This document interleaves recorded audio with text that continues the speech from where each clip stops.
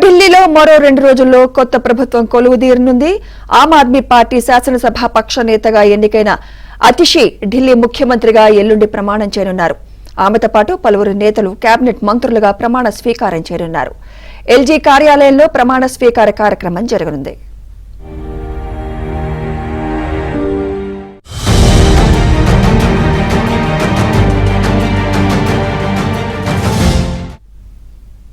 మద్యం కుంభకోణం కేసులో ఆరోపణలు ఎదుర్కొని జైలుకు వెళ్లి ఇటీవలే విడుదలై వచ్చిన ఆప్ జాతీయ కన్వీనర్ అరవింద్ కేజ్రీవాల్ సీఎం పదవికి రాజీనామా చేసిన నేపథ్యంలో తదుపరి ముఖ్యమంత్రిగా అతిషి పేరును ప్రతిపాదించారు.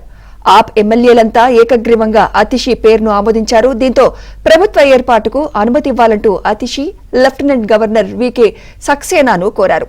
ఆయన అంగీకరించడంతో కొత్త ప్రభుత్వం ఏర్పాటుకు ఆప్ సిద్దమైంది.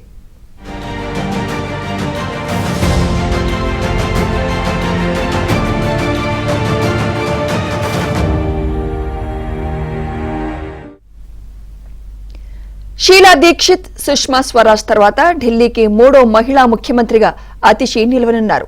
ఢిల్లీలోని కల్కాజీ నియోజకవర్గానికి ఆమె ప్రాతినిధ్యం వహిస్తున్నారు. ప్రస్తుత ఢిల్లీ ప్రభుత్వంలో ఆమె 14 శాఖలకు మంత్రిగా బాధ్యతలు నిర్వహిస్తున్నారు. అందులో ఆర్థిక, రెవెన్యూ, విద్యాదితర ముఖ్య శాఖలున్నాయి.